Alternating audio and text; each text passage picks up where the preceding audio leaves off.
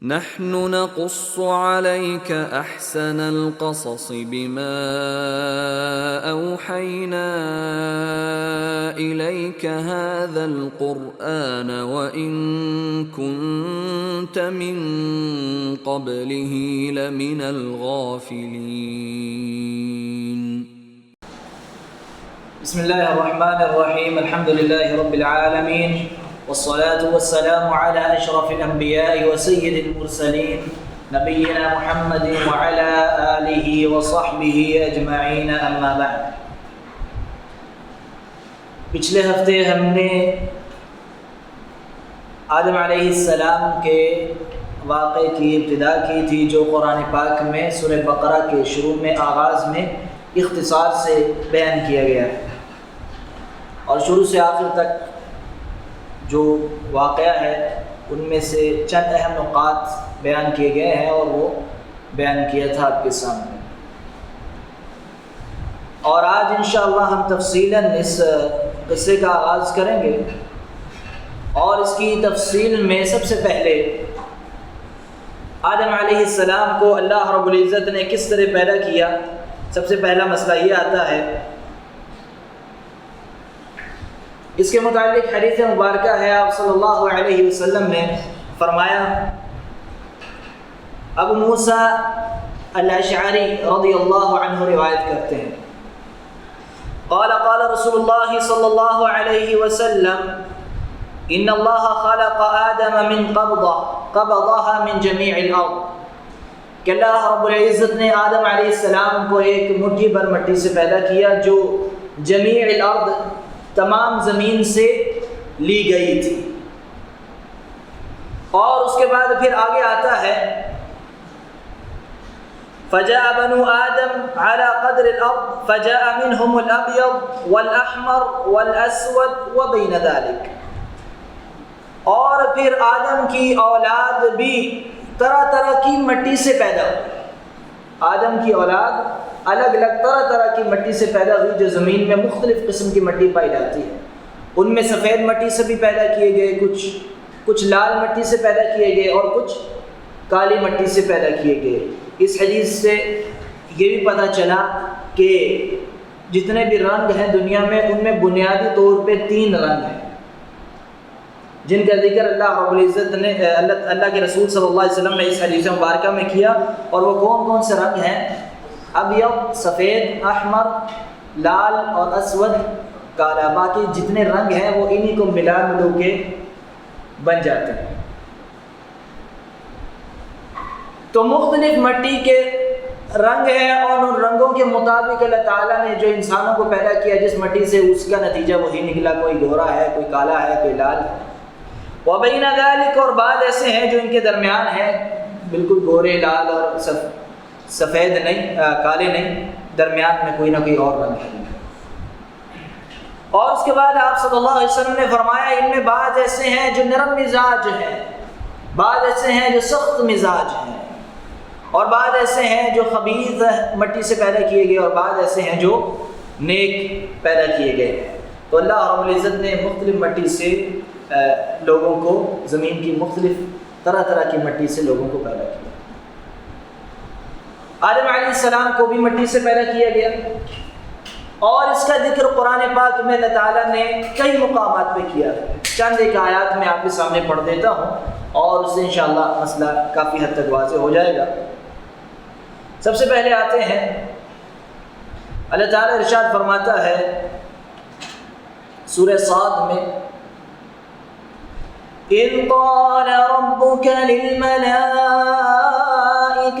إِنِّي خَالِقٌ بَشَرًا مِّن طِينٍ فَإِذَا سَوَّيْتُهُ وَنَفَخْتُ فِيهِ مِن رُّوحِي فَقَعُوا لَهُ سَاجِدِينَ. اِذْ قَالَ رَبُّكَ، جب تمہارے رب نے کہا، للملائکۃ فرشتوں سے، انی خالق بشرا من طین، کہ میں بشر پیدا کرنے والا ہوں کس سے؟ طین سے. طین کسے کہتے ہیں؟ مٹی کی خاص قسم کی صورت. عام طور پہ مٹی کے لیے لفظ استعمال ہوتا ہے تراب. کیا لفظ آتا ہے؟ تراب. اگر وہ گیلی ہو جائے اس میں پانی مکس کر دیا جائے تو وہ بن جاتی ہے طین. تو طین کہیں تراب کہیں کوئی فرق نہیں ہے. طین بھی مٹی ہے، بس اس میں کیا ڈل جائے؟ پانی ڈال. اور یہ پانی ڈلنے کے بعد اگر مٹی بہت زیادہ دیر تک یہ پڑی رہے تو اس میں سے بدبو آنے لگتی ہے اور اس کا رنگ بھی سیاہ ہو جاتا ہے. اور پھر اور زیادہ دیر پڑی رہے تو وہ سخت ہو جاتی ہے، سخت بجنے لگتی ہے. تو آدم علیہ السلام کو اللہ تعالیٰ نے جب آدم علیہ السلام کو اس مٹی سے مجسمہ بنایا، ان کا صورت بنائی مٹی سے، تو اسے بہت زیادہ دیر تک چھوڑ دیا. جتنا اللہ رب العزت نے چاہا، جتنی دیر تک چھوڑنا چاہا اتنی دیر تک چھوڑ دیا. اور اس کا ذکر ایک حدیث مبارکہ میں بھی آتا ہے. آپ صلی اللہ علیہ وسلم نے فرمایا عن انس رضی اللہ عنہ ان رسول اللہ صلی اللہ علیہ وسلم قال لما صور اللہ آدم فی الجنہ ترکہ ما شاء اللہ ان یترکہ. جب اللہ تعالیٰ نے جنت میں آدم کی تصویر بنائی، مجسمہ بنا ان کا، تو جتنا چاہا اسے، جتنی دیر تک چاہا اسے چھوڑ دیا. اور پھر ابلیس آدم علیہ السلام کے اس مجسمے کے پاس سے گزرتا، اس صورت کے پاس سے گزرتا اور دیکھتا کہ یہ کیا ہے. اللہ تعالیٰ جو پیدا کرنے والا ہے ایک بشر کو، یہ کیا ہے؟ تو حدیث مبارکہ میں آتا ہے فَلَمَّا رَآهُ أَجْوَفَ عَرَفَ أَنَّهُ خَلَقَ خَلْقًا لَا يَتَمَالَكُ. جب اس نے دیکھا، غور کیا کہ یہ اندر سے خالی ہے، کھوکھلا ہے، تو وہ جان گیا کہ یہ ایسی مخلوق اللہ تعالیٰ بنا رہا ہے جو اپنے آپ پہ قابو نہیں رکھ سکے گی. اور اس کی تفسیر کے شرح میں امام نووی رحمۃ اللہ علیہ لکھتے ہیں کہ اپنے آپ پہ قابو نہیں رکھ سکے گی، اس کا مطلب ہے کہ یہ مخلوق اپنی شہوتوں سے اپنے آپ کو روک نہیں سکے گی. اور یہ بھی کہا گیا کہ یہ وسوسے آنے سے اپنے آپ کو روک نہیں سکے گی. ایسی مخلوق ہے جس کے دماغ میں وسوسے آئیں گے، یہ اس کو اپنے آپ سے روک نہیں سکے گی. اور اسی طرح بعض نے یہ بھی کہا کہ یہ اپنے آپ کو غصے سے روک نہیں سکے گی. اور اس سے مراد آدم علیہ السلام نہیں بلکہ بنی آدم جنس مراد ہے، کہ یہ جو اللہ تعالیٰ نے جنس پیدا کی ہے انسان، یہ اپنے آپ پہ قابو نہیں رکھ سکے. تو یہ آدم علیہ السلام کو اللہ رب العزت نے جب پیدا کیا تو اس نے صورت پیدا کی، تو اس نے دیکھا تو اس نے یہ نتیجہ اخذ کیا کہ یہ جو آدم علیہ السلام کی اولاد ہے بنی آدم، اس کا اس نے یہ نتیجہ اخذ کیا. اس کے بعد آگے چلتے ہیں. اس مٹی کا ذکر اللہ تعالیٰ نے قرآن پاک میں بھی کیا ہے کہ جو سخت کر دی گئی، جو بجنے والی مٹی ہے جس سے آدم علیہ السلام کو پیدا کیا گیا. ایک تو تین لفظ کا ذکر آیا، تین کے بعد پھر وہ پڑی رہے تو وہ سیاہ ہو جاتی ہے، بدبو بھی آنے لگتی ہے اور وہ سخت ہو جاتی ہے. تو ان تمام باتوں کا بھی قرآن پاک میں اللہ رب العزت نے ذکر کیا. اور سورہ حجر میں اللہ تعالیٰ ارشاد فرماتا ہے وَلَقَدْ خَلَقْنَا الْإِنسَانَ مِنْ صَلْصَالٍ مِّنْ حَمَإٍ مَّسْنُونٍ وَالْجَانَّ خَلَقْنَاهُ مِنْ قَبْلُ مِنْ نَارِ السَّمُومِ وَإِذْ قَالَ رَبُّكَ لِلْمَلَائِكَةِ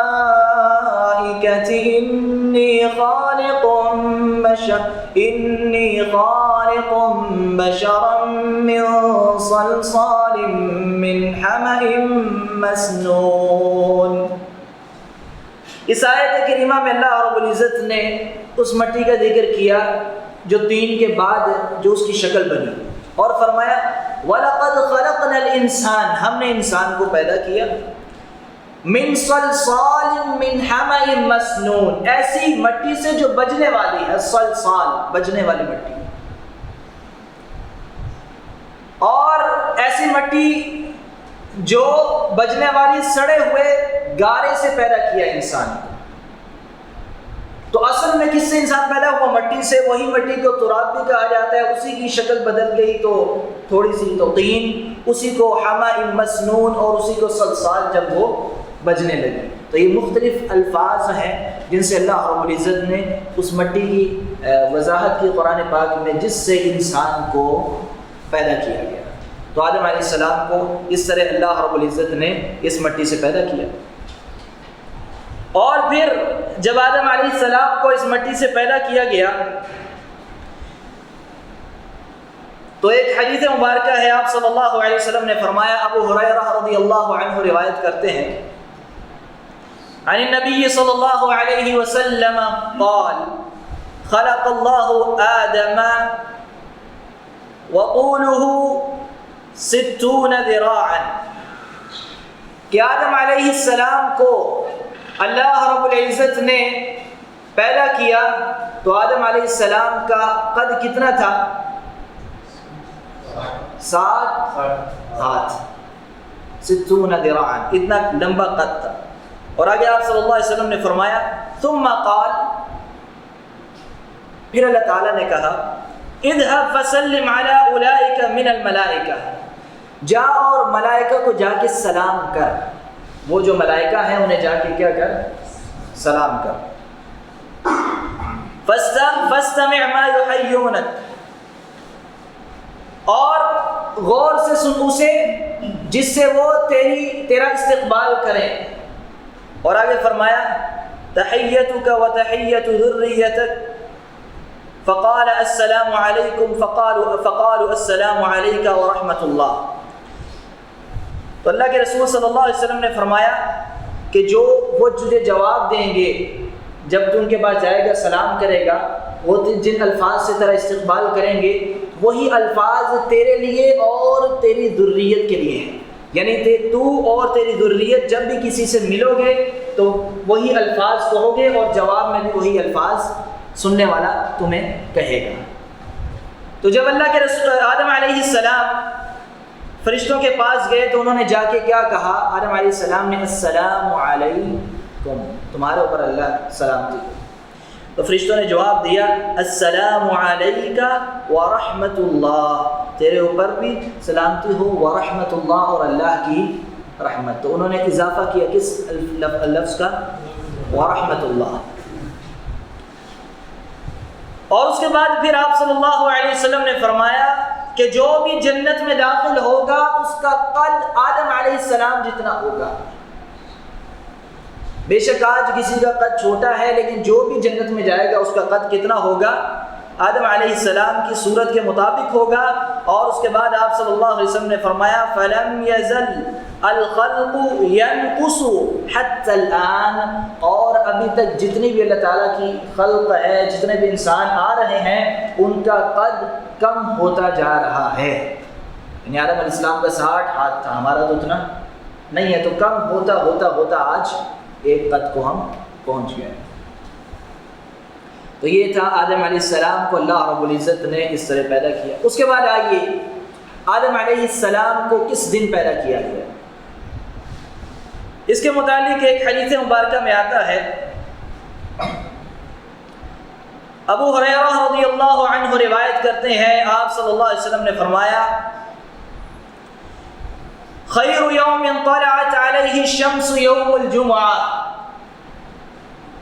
بہترین دنوں میں جن میں سورج طلوع ہوتا ہے ان میں سب سے بہترین دن کون سا ہے؟ جمعہ کا دن. فیہ خلق آدم، اس میں آدم کو پیدا کیا گیا، اس دن آدم علیہ السلام کو پیدا کیا گیا.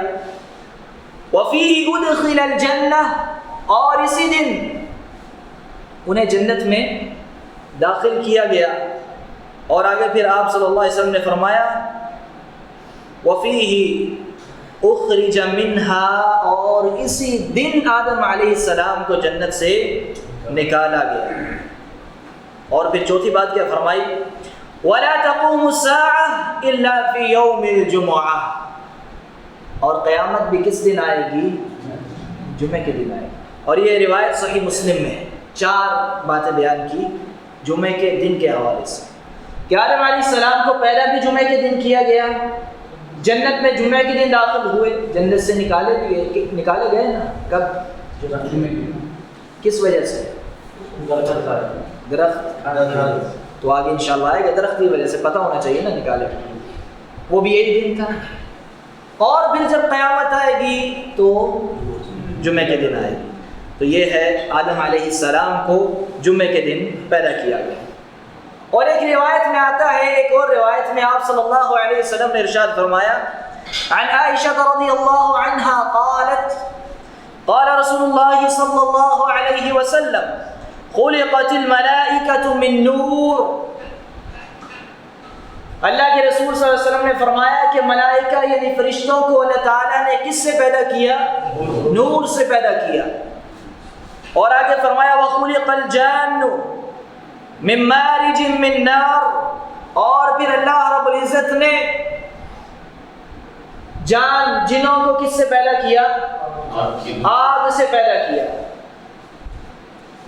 اور اس کے بعد پھر وَخُلِقَ آدَمُ مِمَّا وُصِفَ لَكُمْ، اور آدم کو اللہ تعالیٰ نے کس سے پیدا کیا؟ جو تمہیں بیان کر دیا گیا ہے، یعنی مٹی سے، اور مٹی کی بھی پھر تفصیلات قرآن پاک میں آئی۔ تو اس طرح آدم علیہ السلام کو اللہ رب العزت نے پیدا کیا۔ جب آدم علیہ السلام کو پیدا کیا اللہ تعالیٰ نے، ان کی صورت بنائی، ان میں روح پھونکی، تو روح کے حوالے سے بھی بہت سی تفصیلات ہیں کہ جب آدم علیہ السلام کے جسم میں روح ڈالی گئی تو کیسے ڈالی گئی؟ سر سے ڈالی گئی، سر کی طرف سے۔ اور بعض روایات میں آتا ہے کہ جب آدم علیہ السلام کے سر سے روح ڈالی گئی، صحیح ابن حبان میں روایت ہے، تو روح سر تک پہنچی تو آپ کو چھینک آ گئی، تو آپ نے فرمایا الحمدللہ رب العالمین، تمام تعریفیں اللہ رب العالمین کے لیے۔ تو اللہ تعالیٰ نے فرمایا یرحمک اللہ، اللہ تجھ پر رحمت فرمائے۔ یہ روایت کا ہے صحیح ابن حبان میں۔ اور بعض روایات میں یہ بھی آتا ہے کہ جب آدم علیہ السلام میں روح ڈالی گئی تو آدم علیہ السلام کے سر تک جب روح پہنچی تو آدم علیہ السلام کو چھینک آئی، تو فرشتوں نے کہا کہیے الحمدللہ، سب تعریف اللہ کے لیے۔ تو آدم علیہ السلام نے کہا الحمدللہ، تو اللہ تعالیٰ نے فرمایا رحمک ربک، تیرا رب تجھ پر رحمت فرمائے۔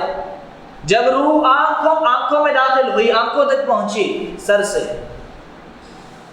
تو آپ علیہ السلام کو جنت کے پھل نظر آئے۔ اور پھر آگے آتا ہے کہ جب روح پیٹ میں داخل ہوئی تو آپ کو کھانے کی خواہش پیدا ہوئی، وہ جو پھل دکھائی دیے وہ کھانے کی خواہش پیدا ہوئی، اور آپ اتنی جلدی سے جنت کے پھلوں کی طرف لپکے کہ ابھی روح آپ کی ٹانگوں میں داخل نہیں ہوئی تھی۔ اور اسی لیے اللہ تعالیٰ نے قرآن پاک میں فرمایا خلق الانسان من عجل، کہ انسان کو پیدا کیا گیا ہے کس سے؟ عجلت، جلدی، انسان کے اندر جلدی داخل ہوگا۔ یہ قرآن کی آیت ہے سورہ انبیاء۔ یہ بعض تفسیر کی کتابوں میں یہ واقعہ بھی بیان کیا گیا ہے آدم علیہ السلام کے مطابق۔ اب جب آدم علیہ السلام کو اللہ تعالیٰ نے پیدا کیا، ان میں روح ڈال دی، تو اللہ رب العزت نے پھر کیا حکم دیا؟ قرآن پاک میں اللہ تعالیٰ ارشاد فرماتا ہے فَإِذَا سَوَّيْتُهُ وَنَفَخْتُ فِيهِ مِن رُّوحِي فَقَعُوا لَهُ سَاجِدِينَ۔ جب میں نے اسے پورا بنا دیا، اللہ تعالیٰ فرماتا ہے وَنَفَخْتُ فِيهِ مِن رُّوحِي، اور اپنی روح اس میں پھونکی۔ اب اس لفظ پہ غور کریں، اپنی روح سے کیا مراد ہے؟ وَنَفَخْتُ فِيهِ مِن رُّوحِي، اپنی روح، اللہ تعالیٰ فرما رہا ہے میں نے اس میں پھونکی۔ اپنی روح کیا مطلب؟ بعض لوگوں نے یہاں بہت بڑی غلط فہمی پیدا کی اور اس کی بنیاد پہ بہت سارے غلط عقائد وجود میں آئے۔ یہ روح جس سے اللہ تعالیٰ نے کہا اپنی روح، اس کا مطلب یہ نہیں ہے معاذ اللہ کہ اللہ تعالیٰ کی یہ صفت ہے، اللہ تعالیٰ میں بھی روح ہے اور اس روح میں سے اللہ تعالیٰ نے روح پھونکی، یہ معنی نہیں ہے۔ بلکہ اللہ تعالیٰ جو فرما رہا ہے اس کا مطلب یہ ہے وہ روح جو اللہ تعالیٰ نے پیدا کی جس کا اللہ تعالیٰ مالک ہے. جب یہ کہا جائے کہ اللہ تعالیٰ نے اپنی روح پھونکی تو وہ روح اللہ تعالیٰ کا جز حصہ نہیں ہے، بلکہ اللہ تعالیٰ کی طرف اس روح کی نسبت اس لیے دی گئی کہ اللہ رب العزت نے اسے پیدا کیا ہے اور اللہ تعالیٰ اس روح کا کیا ہے؟ مالک ہے. جیسے ہم عام طور پہ کہتے ہیں اللہ کا بندہ. اللہ کا بندہ، کیا بندہ اللہ تعالیٰ کا جز ہے؟ کیا بندہ اللہ تعالیٰ کا حصہ ہے؟ نہیں. تو اللہ کا بندہ کیا مطلب؟ کیا مطلب؟ کہ اللہ تعالیٰ کا پیدا کیا ہوا جس کا مالک کون ہے؟ اللہ تعالیٰ. تو یہ نقطہ غور سے ذہن میں رکھنا ہے. اللہ تعالیٰ نے اپنی روح پھونکی، یعنی وہ روح جسے اللہ تعالیٰ نے پیدا کیا جس کا مالک اللہ تعالیٰ. پھر اللہ تعالیٰ نے کیا حکم دیا؟ فَقَعُوا لَهُ سَاجِدِينَ. سب کو حکم دیا کہ اسے کیا کرو؟ سجدہ کرو.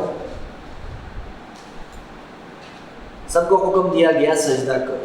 سب نے سجدہ کیا. کس نے سجدہ کرنے سے انکار کر دیا؟ ابلیس نے سجدہ کرنے سے انکار کر دیا. ابا واستکبر وکان من الکافرین. انکار کیا، تکبر کیا، اور کن لوگوں میں سے ہو گیا؟ کافروں میں سے. یہ آگے آئے گا کہ کیوں اس نے انکار کیا، اس نے کیا دلیل دیا گیا. آدم علیہ السلام کو پیدا کیا گیا، پھر انہیں عزت دی گئی، شرف دیا گیا. کیا شرف بخشا گیا؟ کہ اللہ رب العزت نے سب کو حکم دیا کہ اس کو سجدہ کرو. اور یہ بھی بیان کر چکا ہوں میں کہ یہ سجدہ جو آدم علیہ السلام کو کیا گیا یہ اللہ کے حکم پہ کیا گیا. تو یہاں اللہ تعالیٰ کی عبادت ہو رہی ہے، آدم علیہ السلام کی عبادت نہیں ہو رہی. تو کوئی یہاں سے غلط عقیدے کی طرف نہیں جائے، نہ کوئی شبہ پیدا کرنے کی کوشش کرے، بلکہ یہاں عبادت کس کی ہو رہی ہے؟ اللہ تعالیٰ کی. کیونکہ حکم کس کا ہے؟ اللہ رب العزت کا ہے. اور اس کے بعد یہاں یہ بھی یاد رکھیں کہ آدم علیہ السلام کو اللہ تعالیٰ نے اور بہت سارے شرف بخشے، اور ان میں ایک یہ بھی ہے کہ آدم علیہ السلام کو اللہ رب العزت نے اپنے ہاتھ سے پیدا کیا. اور اس کے متعلق قرآن پاک میں بھی اللہ تعالیٰ نے ارشاد فرمایا ہے، اور اسی طرح صحیح بخاری میں ایک حدیث بھی ہے. یہ حدیث مبارکہ پہلے سماعت فرمائے. عن انس رضی اللہ عنہ ان النبی صلی اللہ علیہ وسلم قال يحبس المؤمنون يوم القيامة حتى يهموا بذلك فيقولون لو استشفعنا إلى ربنا فيريحنا من مكاننا فيأتون آدم فيقولون أنت آدم أبو الناس خلقك الله بيده وأسكنك جنته وأسجد لك ملائكته وعلمك أسماء كل شيء لتشفع لنا عند ربك حتى يريحنا من مكاننا هذا. یہ صحیح بخاری میں روایت ہے جس میں قیامت کے دن جو شفاعت ہوگی اس کا ذکر آتا ہے. انس بن مالک رضی اللہ عنہ روایت کرتے ہیں، آپ صلی اللہ علیہ وسلم نے فرمایا کہ قیامت کے دن یہ جو دن بڑا مشکل ہوگا، لوگ پسینے میں ڈوبے ہوئے ہوں گے اور کسی نہ کسی طریقے اس حال سے نکلنا چاہیں گے، راحت حاصل کرنا چاہیں گے. تو آدم علیہ السلام کے پاس مومن لوگ آئیں گے اور آ کے کہیں گے کہ آپ ہمارے رب کے سامنے ہماری شفاعت کریں. اور ساتھ کیا کہیں گے لوگ آدم علیہ السلام سے؟ یہ غور سے سننا ہے. انت آدم ابو الناس، کہ آپ آدم ہیں، لوگوں کے باپ ہیں. خلقک اللہ بیدہ، آپ کو اللہ تعالیٰ نے کس سے پیدا کیا؟ اپنے ہاتھ سے پیدا کیا. کس سے؟ اپنے ہاتھ سے. یہ دلیل مل گئی یہاں سے. وَأَسْكَنَكَ جَنَّةً، اور آپ کو کہاں رکھا؟ اپنی جنت میں بھی رہنے دیا، حکم دیا. وَأَسْجَدَ لَكَ مَلَائِكَتَهُ، اور اس کے بعد پھر آگے فرمائیں گے لوگ کہ آپ کو ملائکہ نے کیا کیا؟ سجدہ کیا. وَأَسْجَدَ لَكَ مَلَائِكَتَهُ، اس کے ملائکہ نے آپ کو سجدہ بھی کیا. یہ ساری عزت اور شرف اللہ تعالیٰ نے آدم علیہ السلام کو دیا. اور آگے فرمائیں گے وَعَلَّمَكَ أَسْمَاءَ كُلِّ شَيْءٍ، آپ کو ہر چیز کا نام سکھایا. قرآن میں آتا ہے نا وَعَلَّمَ آدَمَ الْأَسْمَاءَ كُلَّهَا ثُمَّ عَرَضَهُمْ عَلَى الْمَلَائِكَةِ، آدم علیہ السلام کو اللہ تعالیٰ نے نام سکھائے، پھر قیامت کے دن لوگ کہیں گے آپ کو اللہ تعالیٰ نے یہ نام بھی سکھائے، اب آپ کیا کریں؟ لِتَشْفَعَ لَنَا عِنْدَ رَبِّكَ حَتَّى يُرِيحَنَا مِن مَكَانِنَا هَذَا، آپ ہمارے اپنے رب کے سامنے ہماری شفاعت کریں، حَتَّى يُرِيحَنَا مِن مَكَانِنَا هَذَا، تاکہ ہمیں اس مکان پہ راحت ملے، اس مشکل سے ہم نکلیں۔ تو اس حدیث مبارکہ سے وہ باتیں پتہ چلی جو آدم علیہ السلام کو اللہ تعالیٰ نے عزت اور شرف اور مقام عطا کیا تھا۔ تو آدم علیہ السلام کو بہت سارے شرف دیے گئے، ان میں یہ چند ایک باتیں بیان ہوئی ہیں حدیث مبارکہ میں اور قرآن پاک میں بھی آئیں۔ تو یہ تھا آدم علیہ السلام کو اللہ تعالیٰ نے پیدا کیا، پھر فرشتوں کو کہا سجدہ کرو، فرشتوں نے سجدہ کیا، ابلیس کو بھی کہا گیا، اس نے سجدہ نہیں کیا، ابلیس کو جنت سے نکال دیا گیا، پہلے وہ جنت میں تھا تو نکال دیا گیا، اور اس کی جگہ کون آ گئے؟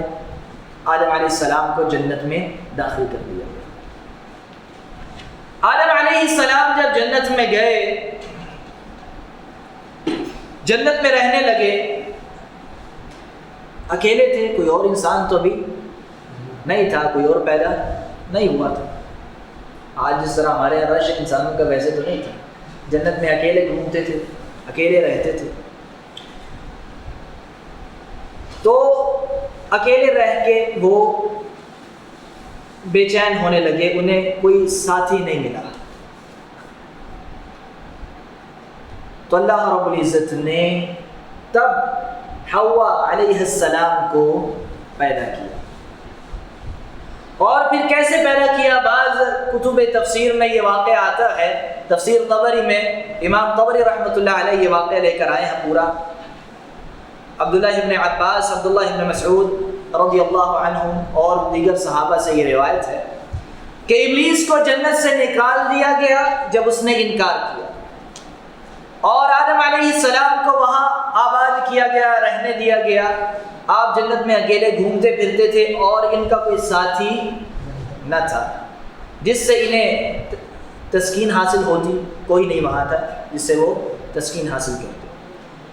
ایک بار آدم علیہ السلام سوئے، جب جاگے تو دیکھا کہ ان کے سر کے پاس ایک خاتون بیٹھی ہے، انہیں اللہ نے آپ کی پسلی سے پیدا کیا تھا، اس خاتون کو آدم کی پسلی سے پیدا کیا گیا علیہ السلام۔ آدم علیہ السلام نے فرمایا تو کون ہے؟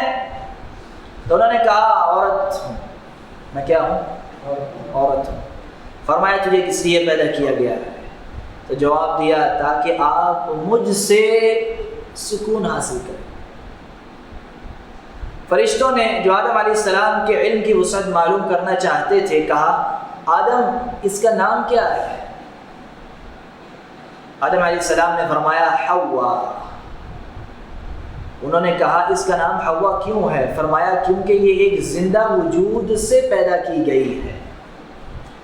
کیونکہ یہ کس سے پیدا کی گئی ہے؟ زندہ وجود سے پیدا کی گئی ہے، اور زندہ وجود کون سا ہے؟ آدم علیہ السلام۔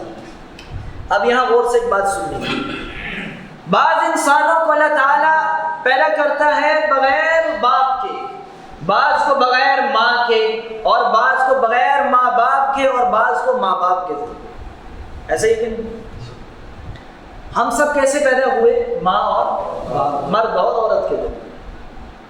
آدم علیہ السلام بغیر باپ کے اور بغیر ماں کے پیدا ہوئے، عیسیٰ علیہ السلام بغیر باپ کے پیدا ہوئے، صرف ماں کے ذریعے، اور حوا علیہ السلام بغیر ماں کے مرد سے پیدا ہوئے۔ صحیح بات ہے کہ جیسے اللہ تعالیٰ کی قدرت، اور قرآن پاک میں سورہ آل عمران میں اللہ تعالیٰ فرماتا ہے اللہ تعالیٰ جسے چاہے جیسے چاہے پیدا کرے، جیسے چاہے پیدا کرے، یہ اللہ تعالیٰ کی قدرت ہے۔ تو حوا علیہ السلام کو پیدا کیا گیا آدم علیہ السلام کے تسکین کے لیے، اور اس کا ذکر قرآن پاک میں بھی اللہ تعالیٰ ارشاد فرماتا ہے یا ایھا الناس اتقوا ربکم الذی خلقکم من نفس واحدہ وخلق منها زوجها وبث منهما رجالا كثيرا ونساء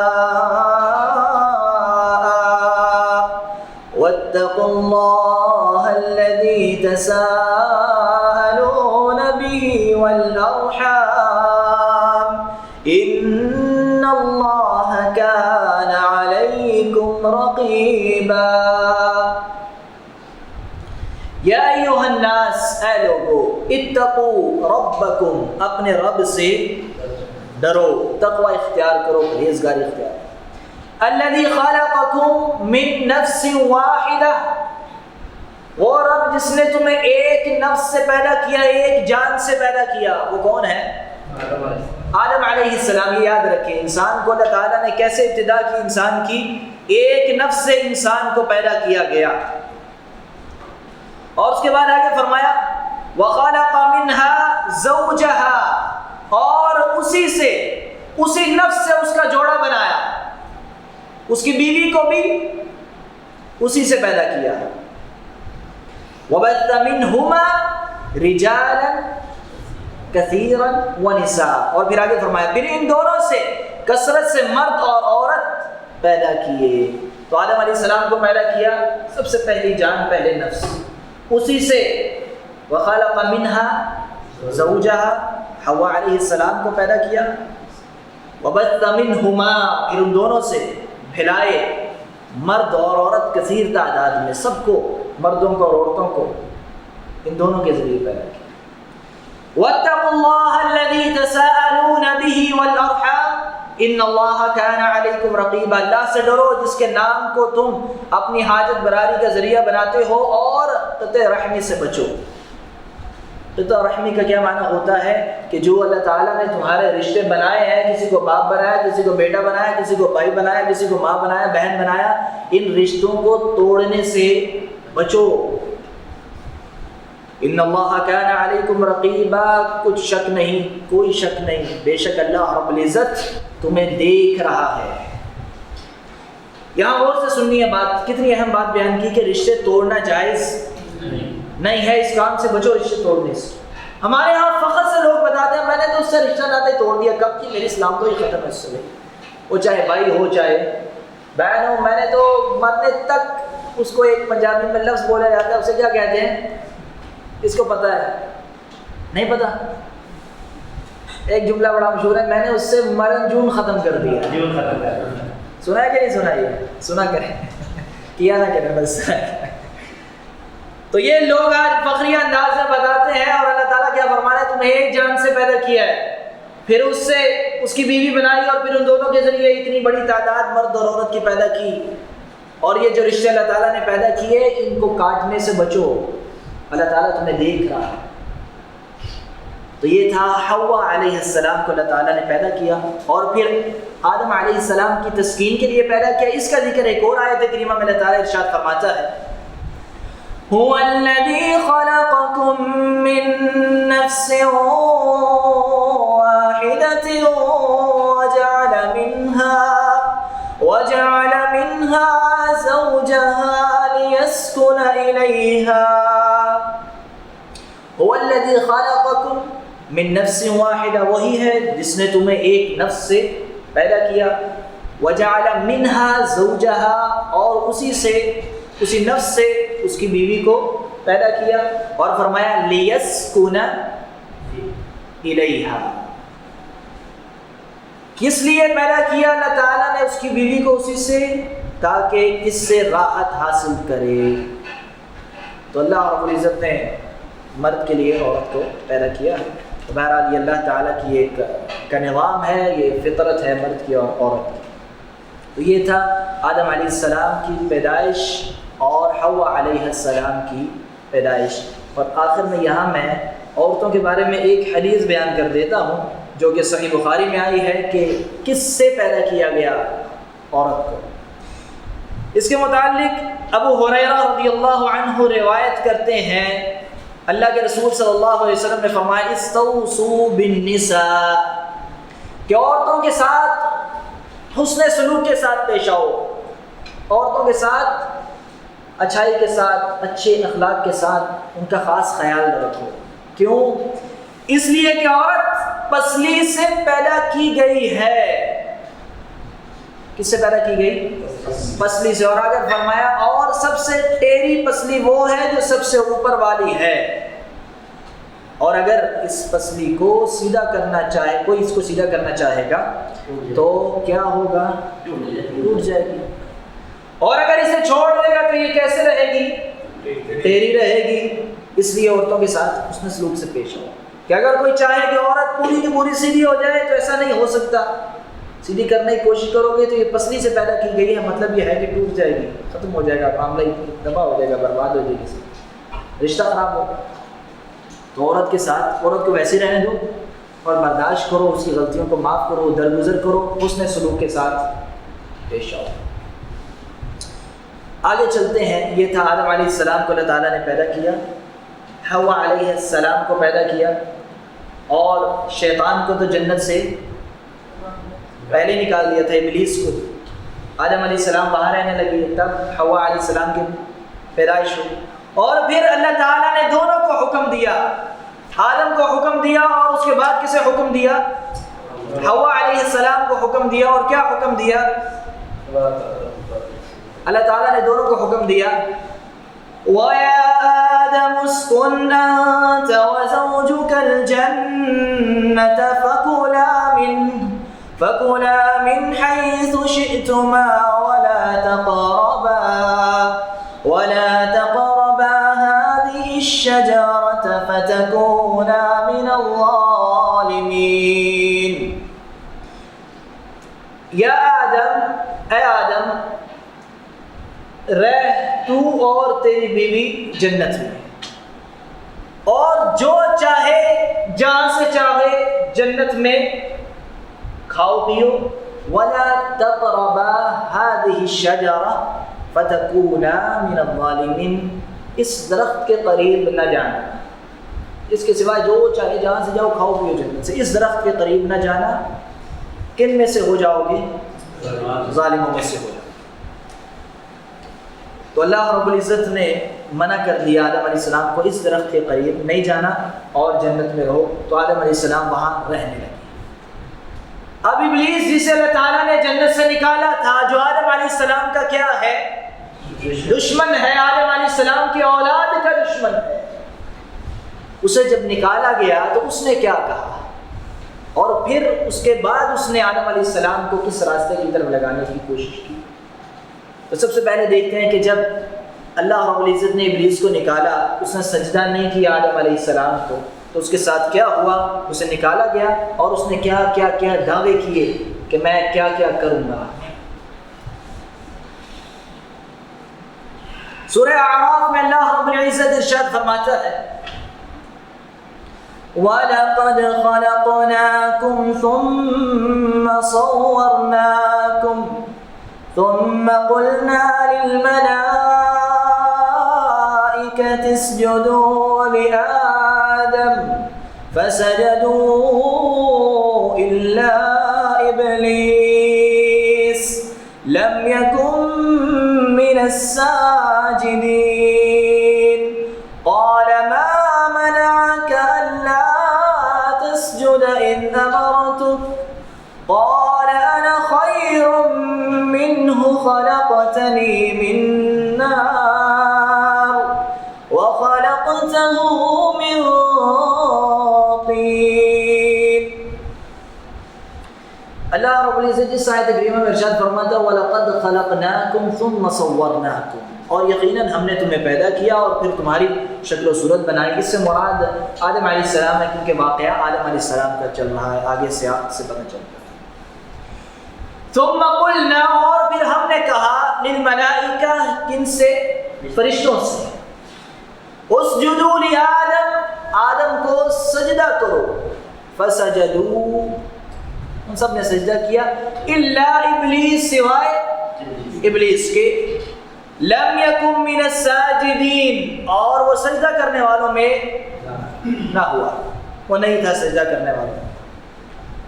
اللہ تعالیٰ نے کہا ابلیس، قال ما منعك الا تسجد اذ امرتك، کہ میں نے تجھے حکم دیا ہے، تو نے سجدہ نہیں کیا، تجھے کس نے سجدہ نہ کرنے کی طرف لگایا؟ کس چیز نے تجھے منع کیا ہے؟ میں نے جب کہ تجھے حکم دیا ہے سجدہ کرنے کا۔ قال انا خیر من خلقتنی من نار وخلقتہ من طین، کہنے لگا کہ میں اس سے بہتر ہوں۔ ابلیس نے کہا کہ میں اس سے بہتر ہوں، خیر والا ہوں۔ کس سے؟ آدم علیہ السلام کے بارے میں کہنے لگا۔ کیوں؟ خلقتنی من نار، تو نے مجھے آگ سے پیدا کیا ہے، وخلقتہ من طین، اور اسے طین مٹی سے پیدا کیا ہے۔ اللہ تعالیٰ کا حکم ہوا سجدہ کر، اس نے سجدہ نہیں کیا۔ آگے اپنی دلیل دی، اپنا قیاس کیا اللہ کے حکم کے مقابلے میں۔ غور سے سنیے بات، غور سے۔ اللہ کا حکم ہونا تو یہ چاہیے نا کہ اللہ کا حکم آئے تو فوراً مان لیں، لیکن ابلیس نے کیا کیا؟ اللہ کا حکم ماننے کی بجائے الٹا اس کے مقابلے میں کیا کرنے لگا؟ اس کے مخالف قیاس کرنے لگا۔ اس لیے حسن بصری رحمۃ اللہ علیہ کہتے ہیں کہ ابلیس نے قیاس کیا، اور سب سے پہلے اسی نے قیاس کیا۔ سب سے پہلے اللہ تعالیٰ کے حکم کے مقابلے میں قیاس کرنے والا اور غلط قیاس کرنے والا وہ کون ہے؟ ابلیس۔ اس لیے آج بھی ہمیں یہ یاد رکھنا چاہیے کہ جب بھی ہمارے سامنے اللہ تعالیٰ کا حکم آئے، قرآن پاک کی کوئی آیت آئے، اللہ کے رسول صلی اللہ علیہ وسلم کی کوئی حدیث آئے، تو اس کے مقابلے میں اپنی عقل نہیں لڑانی، عقلی فضول دلیلیں نہیں دینی۔ اور یہ بھی یاد رکھیں کہ ہر دلیل صحیح نہیں ہوتی۔ ابلیس نے بھی دلیل دی، اس کی دلیل صحیح نہیں تھی، غلط تھی۔ کہنے لگا میں اس سے بہتر ہوں، وہ مٹی سے پیدا ہوا، میں آگ سے پیدا ہوں، اس لیے میں اس سے بہتر ہوں۔ تو یہ دلیل دی، تو ہر کوئی دلیل اچھی نہیں ہوتی، غلط بھی ہوتی ہے۔ تو یہ دلیل جو ابلیس نے دی، قیاس کیا، یہ اس کا قیاس غلط تھا۔ تو اللہ تعالیٰ کے حکم کے مخالف کوئی قیاس نہیں کر سکتا، یہ حرام ہے۔ اور جو کرے گا وہ کس کے راستے پہ چل رہا ہے؟ ابلیس کے راستے پہ چل رہا ہے، کیونکہ سب سے پہلے اس نے یہ کام کیا تھا۔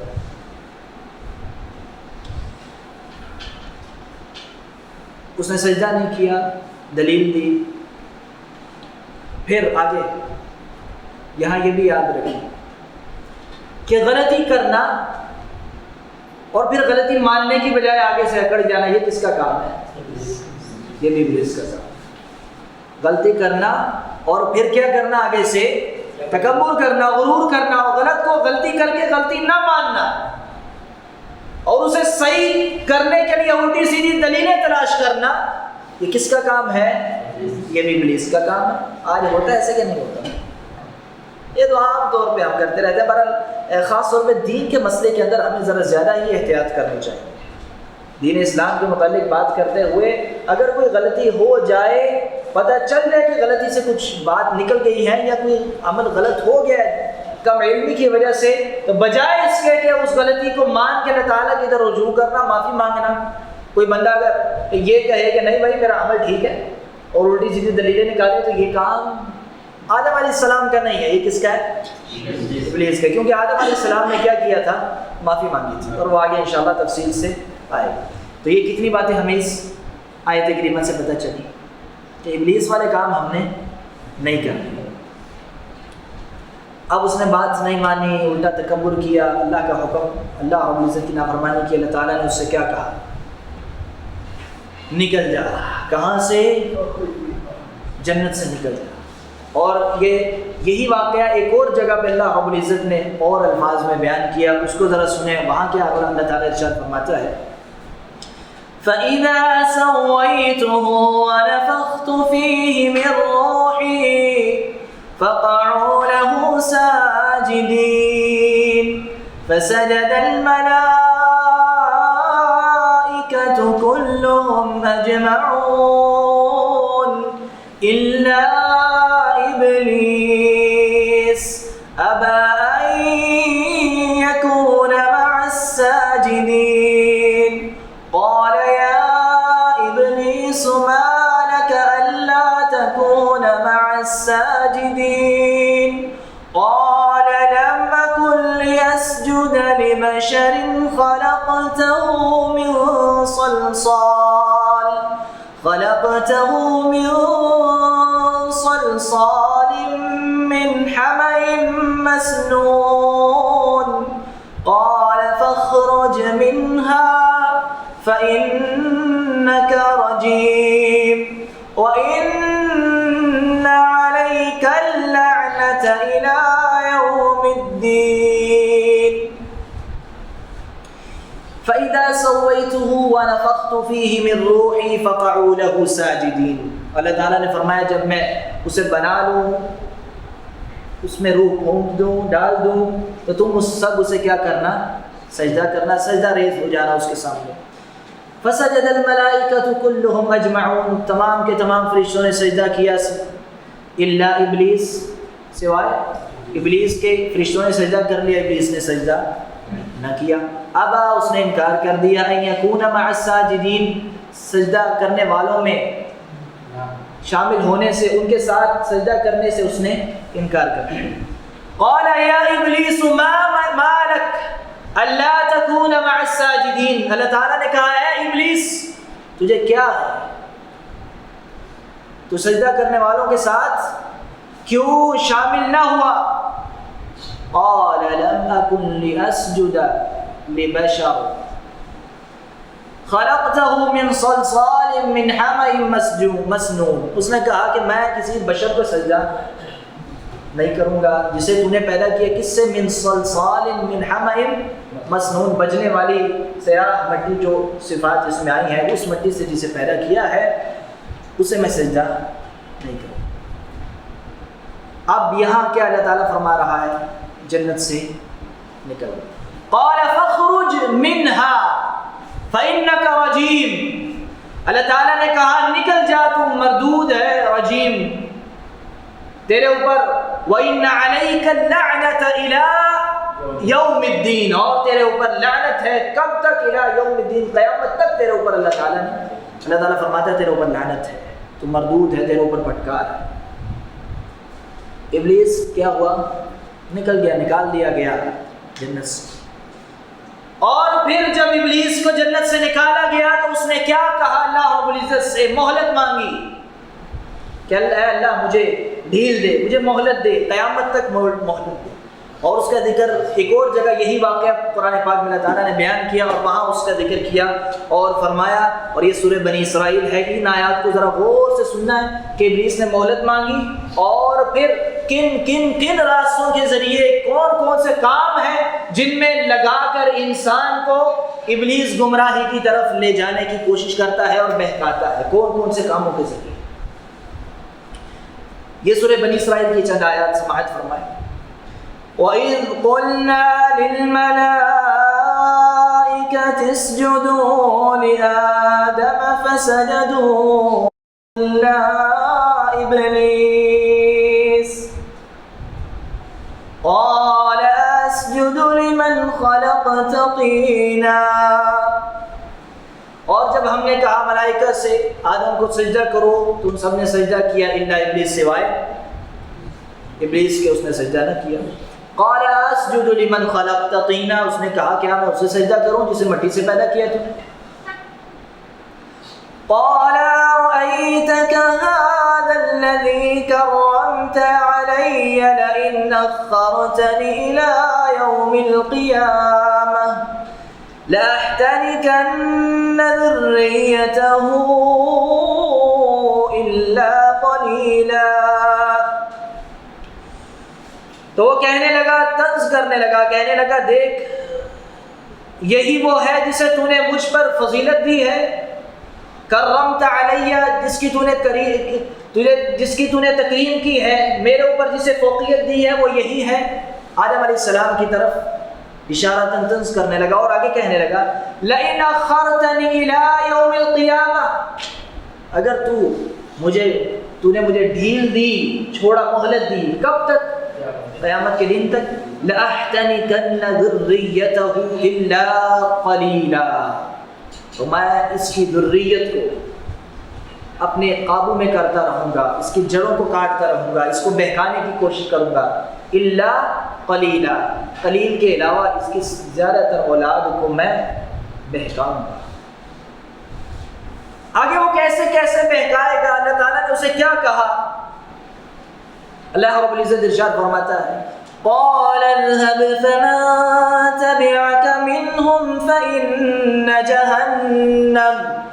فإن جهنم جزاؤكم جزاء موفورا واستفزز من استطعت منهم بصوتك وأجلب عليهم بخيلك ورجلك وشاركهم في الأموال والأولاد وعدهم وما يعدهم الشيطان إلا غرورا إن عبادي ليس لك عليهم سلطان وكفى بربك وكيلا۔ جب اس نے اللہ تعالیٰ سے مہلت مانگی تو اللہ رب العزت نے کہا قال اذهب فمن تبعك منهم، جا جو ان میں سے تیری پیروی کرے گا، فإن جہنم جزاؤکم، تو تم سب کی جزا بدلہ جہنم ہے، جزاء موفورا، اور پورا پورا بدلہ۔ واستفزز من استطعت منهم بصوتک، ان میں سے جو تیرے بس میں ہے ان میں سے اپنی آواز کے ذریعے بہکا لے۔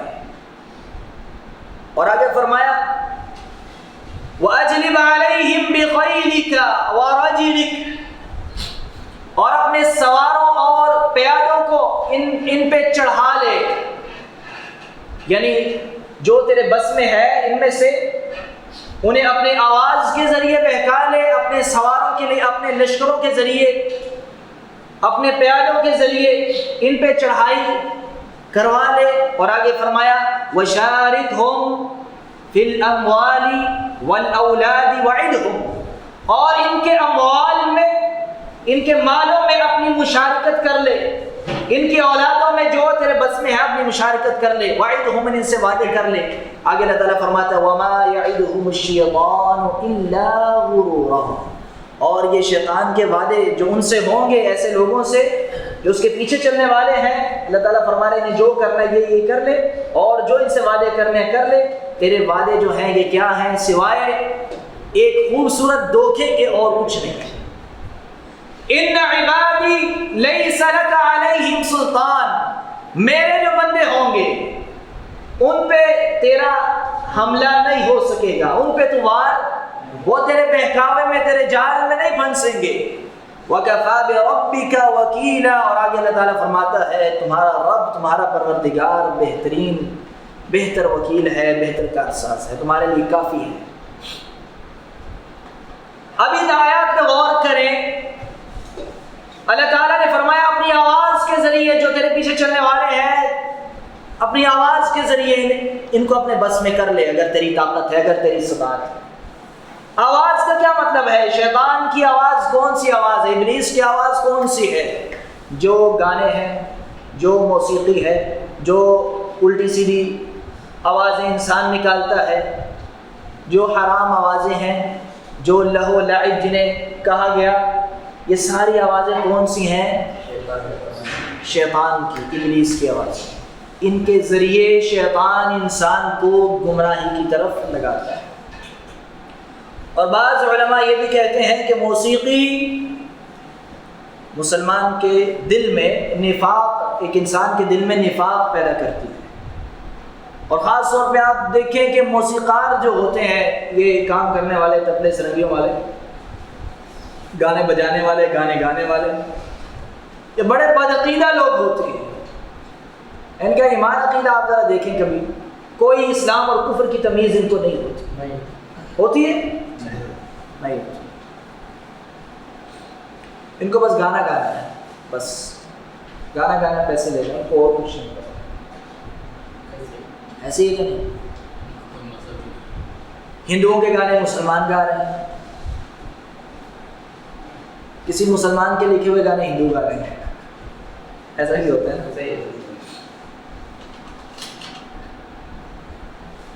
تو یہ شیطان کا ایک ہتھیار ہے گانے، اس کے ذریعے وہ انسان کو گمراہ کرے۔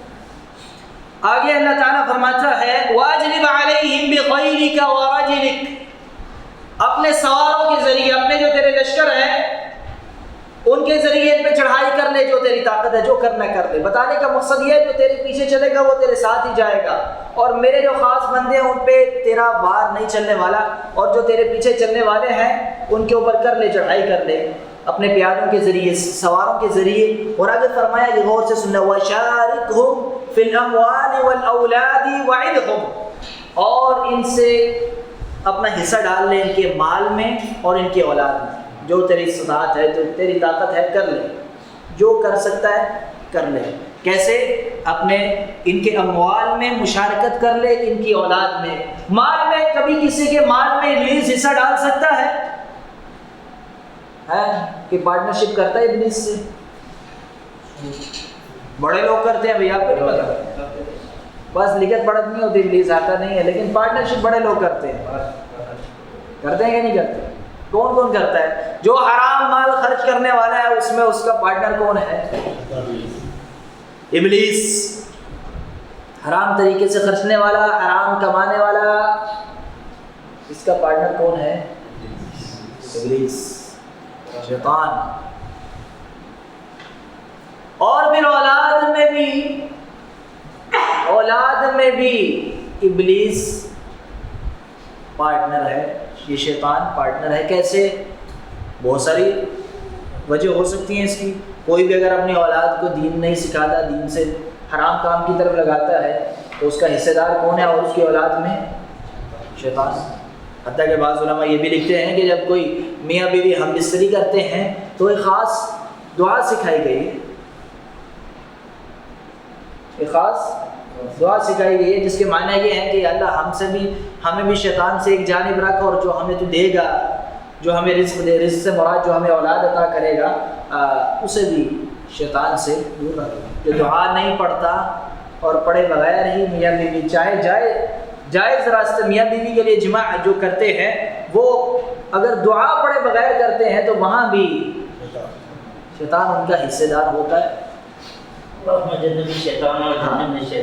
تو یہ انشاءاللہ پھر کبھی تفصیل سے بیان کریں گے۔ تو یہاں بتانے کا مقصد یہ ہے کہ کوئی بھی اولاد کو حرام کام کی طرف لگانے والا، اپنی اولاد کو حرام کی طرف لگانے والا، حرام کام جس کی اولاد کرتی ہے، حرام کھلانے والا، حرام پہنانے والا، حرام تعلیم دینے والا، اور یہ سارے جتنے بھی کام شریعت نے منع کیے ہیں ان کی طرف اپنی اولاد کو لے جانے والا، تو ان تمام اعمال میں اس کا پارٹنر کون ہوگا؟ شیطان۔ لڑکا داڑھی رکھ لے، ماں بولے ابھی تو جوانی میں ہی کیا بوڑھے ہو گئے، صحیح بات ہے کہ نہیں؟ باپ بولے ہیں کیا جوانی میں بوڑھے ہو گئے، ہوتا کہ نہیں؟ ہمارے معاشرے میں بات بڑی مشہور ہے، جوان بچہ داڑھی رکھ لے تو کہتا ہے یہ کیا، یہ تو بوڑھے لوگ رکھتے ہیں۔ تو یہاں وہ کس سے پارٹنرشپ کر رہے ہیں؟ شیطان سے۔ شیطان اولاد میں بھی مشارکت کر۔ آگے فرمایا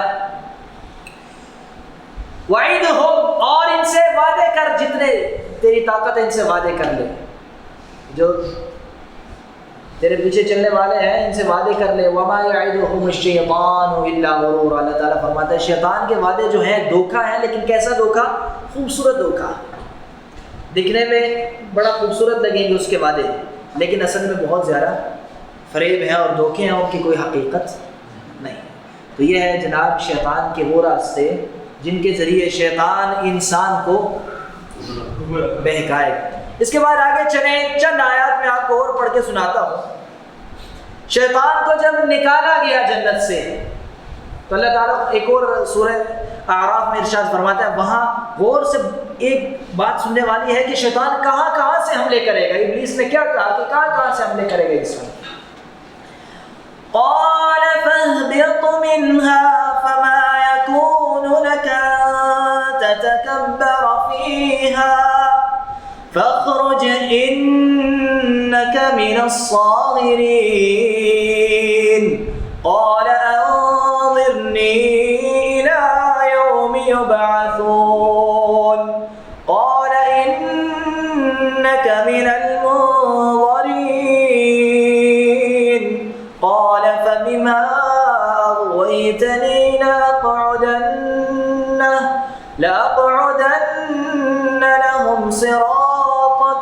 المستقيم قال فاهبط اللہ تعالیٰ نے کہا اہبط اتر جا جنتوں سے آسمانوں سے اتر جا فما يكون لك ان تتكبر فيها تو اس لائق نہیں کہ تو اس میں رہ تکبر کرے تو یہاں سے نکل جا فاخرج نکل جا انك من الصاغرین بے شک تو کن میں سے ہے جو ذلیل لوگ ہیں ذلیل کیے گئے ذلیلوں میں سے ہے صغار کا معنی ہوتا ہے ذلت تو صاغرین میں سے ہے ذلیلوں میں سے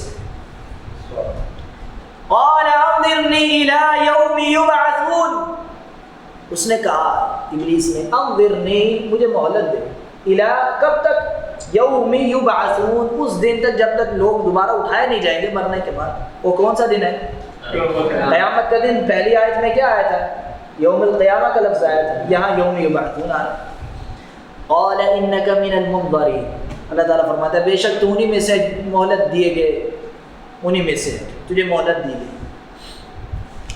جب اللہ تعالیٰ نے اسے مہلت دی تو اس نے کیا کہا قال فبما اغويتني لاقعدن لهم صراطك المستقيم اے اللہ تو نے مجھے اس کی وجہ سے دور کر دیا اس کی وجہ سے گمراہ کر دیا اس کی وجہ سے جنت سے نکال دیا لاقعدن لهم صراطك المستقيم میں ان کے لیے تیرے صراط مستقیم پہ بیٹھوں گا ضرور بیٹھوں گا یعنی تیرے سیدھے راستے پہ میں بیٹھوں گا کن کے لیے یہ ان کی وجہ سے جن کی وجہ سے تو نے مجھے دھتکار دیا ہے میرے اوپر ذلت نازل کی گئی مجھے جنت سے نکالا گیا اور کیا کروں گا بیٹھ کے آگے کیا فرمایا ثم لآتینہم من بین ایدیہم ومن خلفهم وعن ایمانہم وعن شمائلہم ولا تجد اکثرهم شاکرین پھر میں آؤں گا ان کے آگے سے ومن خلفهم ان کے پیچھے سے وعن ایمانہم ان کی دائیں طرف سے وعن شمائلہم اور ان کی بائیں جانب سے آگے پیچھے دائیں بائیں ہر طرف سے اس پہ حملہ کرو کرتا ہے کہ نہیں کرتا ہے شیطان جو ہم سوچ رہے ہو نا وہیں سے شیطان آگے کہیں نہ کہیں اور لگانے کی کوشش کرتا ہے آپ پھر مڑ کے آئے پھر شیطان کہیں نہ کہیں آگے بیٹھا ہوتا ہے سوچ کو دیکھیں ہر طرف سے قدم قدم پہ شیطان ہمارے اوپر کیا کرتا ہے حملے کرتا ہے آگے اللہ تعالیٰ کو ابلیس نے کہا اللہ رب العزت ارشاد فرماتا ہے وَلَا تَجِدُ أَكْثَرَهُمْ شَاكِرِينَ اور تو ان میں سے زیادہ تر شکر گزار نہیں پائے گا یعنی زیادہ تر لوگوں کو میں گمراہی کی طرف لگا تو یہ تھا جناب شیطان ابلیس اس نے یہ دعوے کیے کہ میں اس طرح اس آدم کی اولاد پہ حملے کروں گا اور پھر یہاں میں چند باتیں آپ کو اور بتانا چاہتا ہوں اور وہ یہ ہے کہ چند کام ایسے بھی ہیں جو ابلیس نے کہے کہ میں ان کاموں پہ بھی لوگوں کو لگاؤں گا اور وہ کام آج ہمارے درمیان موجود پائے جاتے ہیں کثرت کے ساتھ اور وہ کون سے ہیں سورہ نساء کی یہ آیات سماعت فرمائے لعنہ اللہ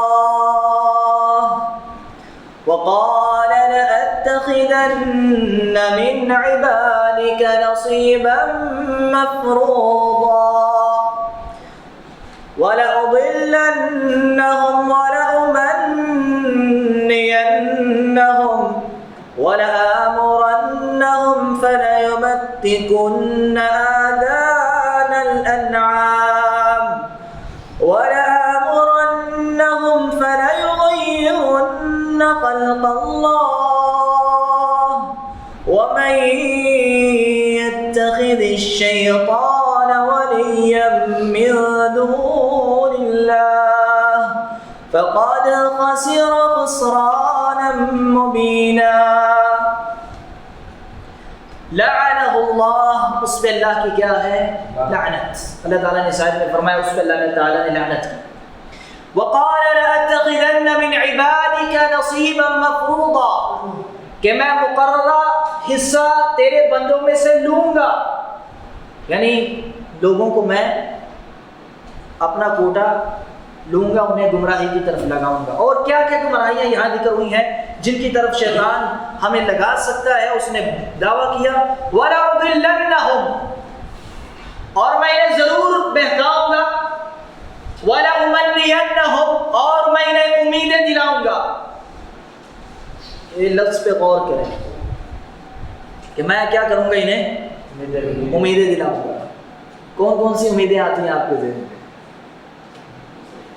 حرام کام کرتے ہو امیدیں آتی ہیں کہ نہیں آتی؟ کیا امید آتی ہے؟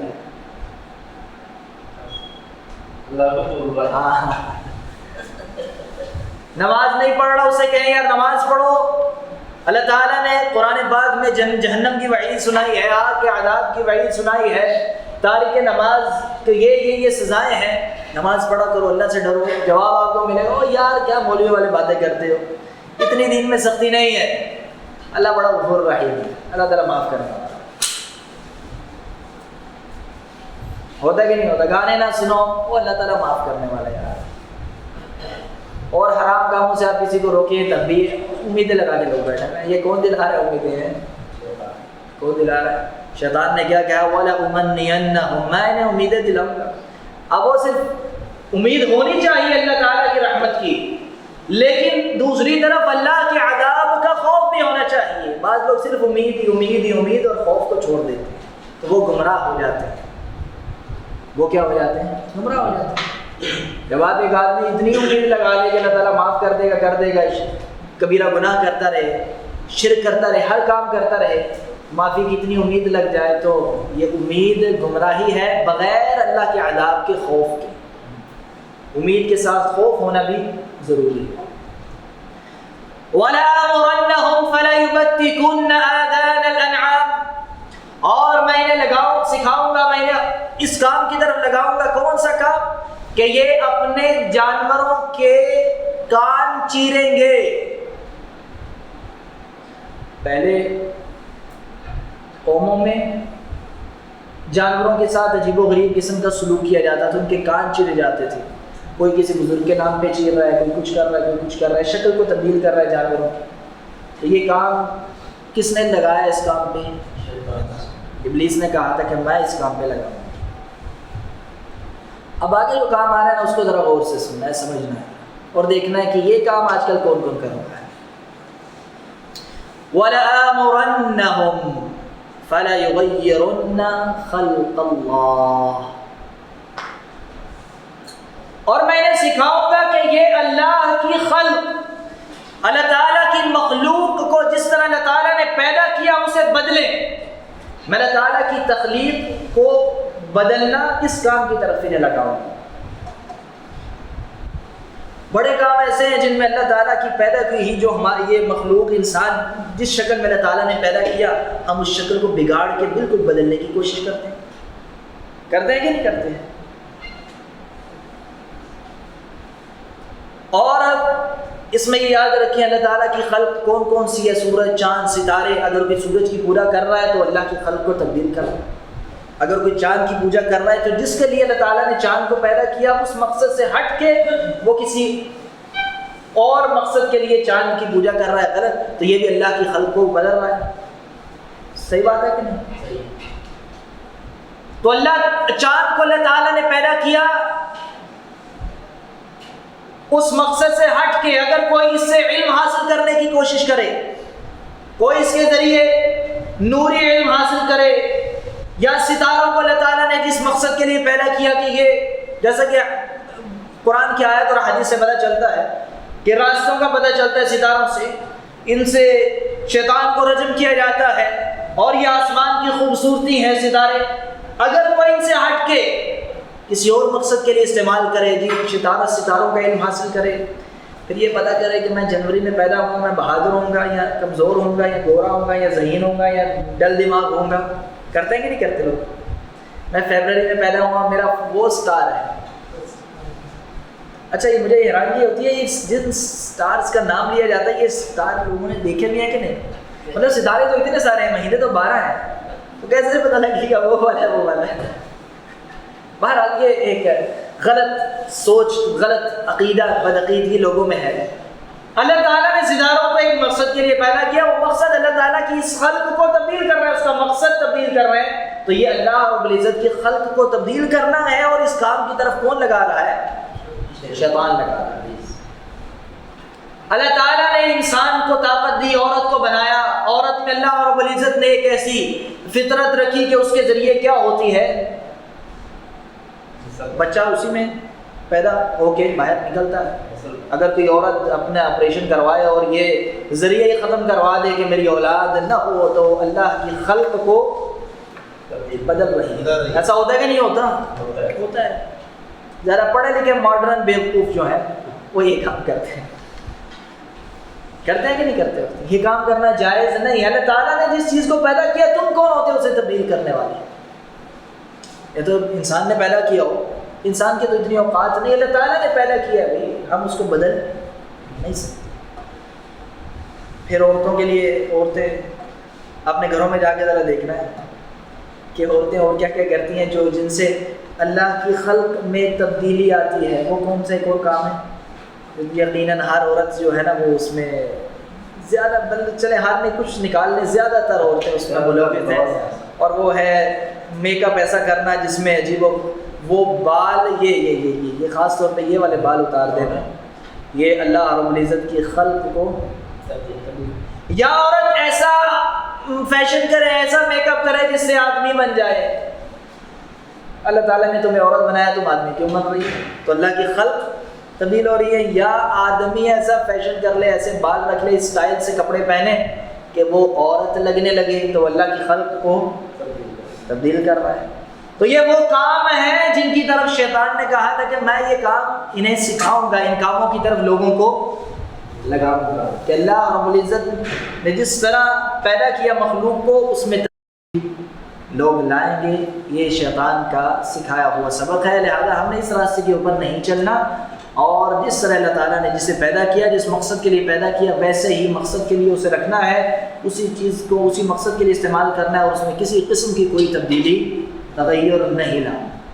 آگے اللہ تعالیٰ فرماتا ہے وَمَن يَتَّخِذِ الشَّيْطَانَ وَلِيًّا مِّن دُونِ اللَّهِ، جو اللہ کے علاوہ شیطان کو اپنا ولی بنائے گا، فَقَدْ خَسِرَ خُسْرَانًا مُبِينًا، تو بہت واضح خسارے میں پڑ جائے گا۔ يَعِدُهُمْ وَيُمَنِّيهِمْ وَمَا يَعِدُهُمُ الشَّيْطَانُ إِلَّا غُرُورًا، شیطان ان سے وعدے کرتا ہے، اپنے پیچھے چلنے والے لوگوں کے ساتھ شیطان کیا کرتا ہے؟ وعدے کرتا ہے۔ وَيُمَنِّيهِمْ، انہیں امیدیں دلاتا ہے، کوئی مسئلہ نہیں، ٹینشن لینے کی ضرورت نہیں ہے، معاف ہو جاؤ گے، یہ کوئی اتنا بڑا گناہ نہیں ہے یار، یہ چھوٹا موٹا گناہ ہے، نماز کبھی کبھی چھوڑ لینی چاہیے، کوئی مسئلہ نہیں، کہتے نہیں کہتے لوگ؟ یہ میں نے خود سنی ہے جو باتیں وہ میں آپ کو بتا رہا ہوں، ہوتا ہے نا ایسے، ایک نماز چھوڑنے سے کچھ نہیں ہوتا یار، یہ شیطان امیدیں دلاتا ہے۔ وَمَا يَعِدُهُمُ الشَّيْطَانُ إِلَّا غُرُورًا، شیطان کے وعدے سوائے خوبصورت دھوکے اور فریب کے اور کچھ نہیں۔ اولئک مأواہم جہنم ولا یجدون عنہا محیصا، اور ان سب کا ٹھکانہ، یہ شیطان، ابلیس اور اس کے پیروکاروں کا ٹھکانہ سب کا کیا ہے؟ جہنم، اور کوئی ان کو جہنم میں چھٹکارا نہیں ملے گا۔ اس کے بعد آگے چلتے ہیں، آخری آیت کریمہ اس موضوع کے حوالے سے، اور وہ یہ ہے کہ شیطان ہمارا کھلا دشمن ہے۔ کیا ہے؟ دشمن ہے کہ نہیں؟ اتنے سارے دعوے کر دیے گمراہی کی طرف لگانے کے، تو اب بھی اس کو کوئی دوست بنائے گا؟ اور پھر اللہ تعالیٰ کی عزت کی قسم اٹھا کے اس نے کہا قال فبعزتك لأغوينهم اجمعين الا عبادك منهم المخلصين، اللہ مجھے تیری عزت کی قسم، قال اس نے کہا فبعزتك، مجھے تیری عزت کی قسم، لأغوينهم اجمعين، میں ان سب کو بہکاؤں گا، الا عبادك، سوائے تیرے بندے، منہم المخلصین، ان میں سے جو تیرے مخلص بندے ہیں ان کو میں نہیں بہکا سکتا۔ تو شیطان کے بہکاؤ میں نہیں آنا، اللہ تعالیٰ سے دعا کرنے ہیں، یا اللہ ہمیں شیطان کے حملوں سے، شیطان کے بہکاوے سے بچا اور دور رکھ اپنی پناہ۔ شیطان ہمارا دشمن ہے، اور اللہ تعالیٰ نے کہا اسے دشمن ہی سمجھو اور اللہ کے علاوہ اسے اپنا دوست نہ بناؤ۔ اس کے متعلق قرآن پاک میں آیت کریمہ ہے، اللہ رب العزت ارشاد فرماتے ہیں سورہ کہف میں وَإِذْ قُلْنَا لِلْمَلَائِكَةِ اسْجُدُوا لِآدَمَ فسجدوا إلا إبليس كان من الجن ففسق عن أمر ربه أفتتخذونه وذريته أولياء من دوني وهم لكم عدو بئس للظالمين بدلا وَإِذْ قُلْنَا لِلْمَلَائِكَةِ اسْجُدُوا لِآدَمَ فَسَجَدُوا إِلَّا إِبْلِيسَ اور جب ہم نے کہا ملائکہ سے یعنی فرشتوں سے سجدہ کرو کسے؟ آدم کو، سب نے سجدہ کیا سوائے ابلیس۔ ابلیس کون تھا؟ كَانَ مِنَ الْجِنِّ، بعض لوگ یہ سمجھتے ہیں کہ شاید ابلیس پہلے فرشتہ تھا، یہ غلط ہے۔ كَانَ مِنَ الْجِنِّ، وہ جنوں میں سے تھا۔ اور میں نے آپ کو اس سے پہلے ایک حدیث مبارکہ سنائی ہے، ام المؤمنین عائشہ رضی اللہ عنہا کے متعلق نے فرمایا کہ آپ صلی اللہ علیہ وسلم فرماتے ہیں خلقت الملائکۃ من نور، کہ اللہ تعالیٰ نے فرشتوں کو کس سے پیدا کیا؟ نور سے پیدا کیا۔ اور آگے فرمایا وخلق الجان من مارج من نار، اور پھر اللہ رب العزت نے جنوں کو کس سے پیدا کیا؟ آگ سے۔ کون سی آگ سے؟ جنوں کو آگ کے شعلے سے پیدا کیا گیا، من مارج من نار۔ اور آگے فرمایا وخلق آدم مما وصف لكم، اور آدم کو پیدا کیا گیا جو تمہیں بیان کر دیا گیا ہے یعنی مٹی سے۔ تو اس آیت کریمہ میں پتہ چلا کہ جن آگ سے پیدا کیے گئے، اور ابلیس کے بارے میں قرآن کہتا ہے کان من الجن، وہ کن میں سے تھا؟ جن میں سے تھا۔ لہذا کبھی بھی ابلیس فرشتہ نہیں رہا، جیسا کہ بعض علماء کا قول ہے، اور حسن بصری رحمۃ اللہ علیہ فرماتے ہیں ایک ابلیس ایک لحظہ بھر بھی فرشتہ نہیں رہا۔ تو یہ ابلیس کن میں سے تھا؟ جنوں میں سے تھا۔ ففسق عن امرہ، ابلیس جنوں میں سے تھا اور اس نے اپنے رب کا حکم نہ مانا، نافرمانی کی۔ آگے اللہ تعالیٰ فرماتے ہیں افتتخذونہ وذریتہ اولیاء من دونی، کیا تم اسے اور اس کی ذریت کو، ان سے معلوم ہوا ابلیس کی ذریت بھی ہے، اس کے بعد آنے والے بھی ہیں، کیا تم اسے اور اس کی ذریت کو بنا لو گے من دونی، میرے علاوہ اولیاء بنا لو گے، دوست بنا لو گے، وہم لکم عدو، اور وہ تمہارے ہیں کیا؟ دشمن۔ یہ اللہ تعالیٰ نے واضح کیا کہ آدم کا، ابلیس اور اس کی ذریت آدم اور بنی آدم کی کیا ہے؟ دشمن ہے، اس لیے اسے دوست نہ بناؤ۔ بئس للظالمین بدلا، اور یہ ابلیس، یہ شیطان ظالموں کے لیے بطور بدل برا ہے، بہت برا ہے جو اس کو اپنا دوست بنا لیتا ہے اللہ رب العزت کو چھوڑ کر۔ تو یہ تھی چند آیات اور احادیث، اس واقعے کو بیان کیا ان کی آیات اور احادیث کی روشنی میں۔ انشاءاللہ اگلے ہفتے ہم اسی کو آگے بڑھاتے ہوئے آدم علیہ السلام کا جنت میں رہنا، اور پھر آدم علیہ السلام کا پھل کھانا، اور اس کے بعد پھر آدم علیہ السلام کا زمین پہ اترنا، اس کے متعلق تفصیل سے بیان کریں گے۔ آج کے لیے اتنا کافی ہے۔ اللہ تعالیٰ سے دعا ہے اللہ تعالیٰ ہمیں سمجھنے کی توفیق عطا فرمائے، اور ہر قسم کی غلطی سے محفوظ فرمائے، اور جو غلطی ہو جائے تو اس سے معافی مانگنے اور توبہ کرنے کی توفیق عطا فرمائے۔ شیطان کے راستوں میں چلنے سے ہمیں محفوظ رکھے، دور کرے، اور اپنی پناہ میں رکھے، اور بار بار ہمیں دعا کرنی چاہیے، جیسا کہ ہم لوگ قرآن پڑھتے ہوئے شروع میں کیا کہتے ہیں؟ اعوذ باللہ من الشیطان الرجیم، تو اللہ تعالیٰ کی پناہ مانگتے رہنا چاہیے۔ وصلی اللہ علی نبینا محمد وعلی آلہ وصحبہ اجمعین۔